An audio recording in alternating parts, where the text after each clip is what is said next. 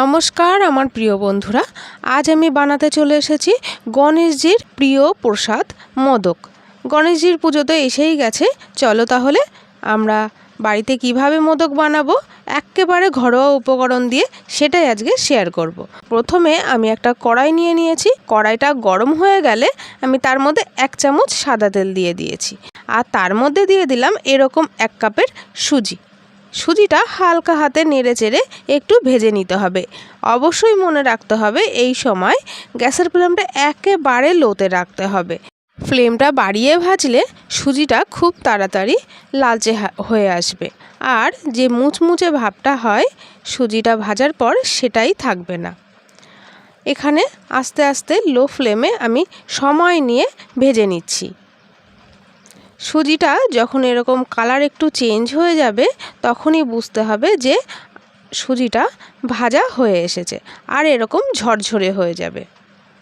এই সময় আমি গ্যাসের ফ্লেমটা বন্ধ করে সুজিটা ঠান্ডা করে নেব। আমি এখানে সুজিটা ঠান্ডা করে নেওয়ার জন্য একটা প্লেটে নামিয়ে নিয়ে একটু ছড়িয়ে দিয়ে 2 থেকে 3 মিনিটের জন্য রেখে দেব। তোমরা চাইলে এমনিও রেখে দিতে পারো, তাতে একটু সময় লাগবে ঠান্ডা হতে। আর এখন আমি সেই কড়াইতেই দিয়ে দেব 1 চামচ ঘি, আর ঘিয়ের মধ্যে আমি এখন 1 মুঠো কাজু আর কিশমিশ দিয়ে দিলাম। তোমরা কিন্তু অন্য ড্রাই ফ্রুটসও এখানে ব্যবহার করতে পারো তোমাদের ইচ্ছে মতো। ড্রাই ফ্রুটসগুলো আমি এখন ঘিয়ের মধ্যে একটু সময় নিয়ে লো ফ্লেমে ভেজে তুলে নেব। আর এখন এদিকে সুজিটা ঠান্ডা হয়ে গেছে, আমি এখন একটা মিক্সার গ্রাইন্ডারের মধ্যে দিয়ে একটু গুঁড়ো করে নেব। আজকের এই রেসিপিটা তোমাদের কাছে কেমন লাগছে বন্ধুরা, অবশ্যই একটা ছোট্ট কমেন্ট করে জানাতে ভুলো না। তোমাদের একটা কমেন্ট আমাকে উৎসাহিত করতে সাহায্য করে। সুজিটা আমার গুঁড়ো করে নেওয়া হয়ে গেছে, আর একেবারে গুঁড়ো করে নেওয়ার কোনো দরকার নেই, একটু দানা থাকলেও কোনো সমস্যা নেই। এখন আমি একটা মিক্সিং বোলের মধ্যে ঢেলে নিচ্ছি। প্রথমে আমি সুজিটা ঢেলে নিলাম, আর এখন আমি যেই 1 কাপ সুজি এখানে ব্যবহার করেছি সেই 1 কাপ চিনি ব্যবহার করেছি। তোমরা তোমাদের পছন্দ মতো মিষ্টিটা এখানে ব্যবহার করতে পারো, কমিয়ে বা বাড়িয়ে। এখন চিনিটাও আমি গুঁড়ো করে নিয়েছি। এই যে চিনিটাও আমি সুজির ডাস্টের মধ্যে দিয়ে দিলাম, আর এর সঙ্গে আমি অ্যাড করে দিচ্ছি 2 চামচ মিল্ক পাউডার, মানে গুঁড়ো দুধ। এখন শুকনো উপকরণগুলো খুব সুন্দরভাবে আমি মিশিয়ে নিচ্ছি, হাত দিয়েই মেশাচ্ছি। আর এখানে আমি ব্যবহার করব কয়েকটা চেরি ফল। চেরি ফলটা আমি কুচিয়ে নেব, আর এবার আমি দিয়ে দিলাম ভেজে রাখা কাজু আর কিশমিশ, আর তার সঙ্গে যে ঘিটা ছিল সেই ঘিটাও আমি এর মধ্যে দিয়ে দিলাম। আর এখন দিয়ে দিলাম কিছুটা পরিমাণে চেরি ফল কুচি। এখন এই মিশ্রণটা আমি মেখে নেব অল্প অল্প করে দুধ দিয়ে। এখানে একবারে বেশি দুধ অ্যাড করা যাবে না। 2 চামচ প্রথমে আমি দুধ দিয়ে এভাবে হাত দিয়ে আমি মেখে নেব।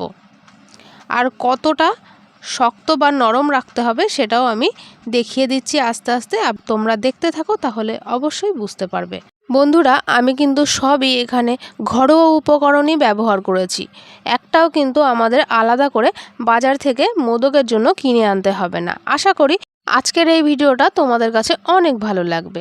আমি এখন মেখে নিয়েছি, আর কতটা শক্ত বা নরম করে মেখে নিয়েছি সেটা তো দেখিয়েই দিলাম। এখন আমি একটা মোদক মোল্ড নিয়ে নিয়েছি, তার মধ্যে একটু ঘি মাখিয়েও নিয়েছি। এখন এভাবে ঠেসে ঠেসে আমি এই পুরটা মোদক মোল্ডের মধ্যে ভরে নেব। আর অবশ্যই এখানে ঠেসে ঠেসেই ভরে নিতে হবে, না হলে কিন্তু মোদকটা বার করে নেওয়ার পর ভেঙে যেতে পারে। বন্ধুরা, আজকের এই মোদকের রেসিপিটা তোমাদের কাছে যদি ভালো লেগে থাকে তাহলে অবশ্যই একটা লাইক করে দিতে কিন্তু একদমই ভুলো না। আর যদি খুব খুব খুব ভালো লেগে থাকে তাহলে তোমাদের বন্ধুদের মাঝে কিন্তু শেয়ার করে দিও। মোল্ডের মধ্যে ঠেসে ঠেসে আমি পুরটা খুব ভালো করে ভরে নিয়েছি। আর এখন আমি মোল্ডটা খুলে দেখাচ্ছি কত সুন্দর একটা ডিজাইন হয়ে গেছে। তোমরা কিন্তু দেখলে অবাক হয়ে যাবে যে এত সুন্দরভাবে আর এত কম খরচে আর কম সময়ে এত সুন্দর একটা মোদক বানিয়ে নেওয়া যায়।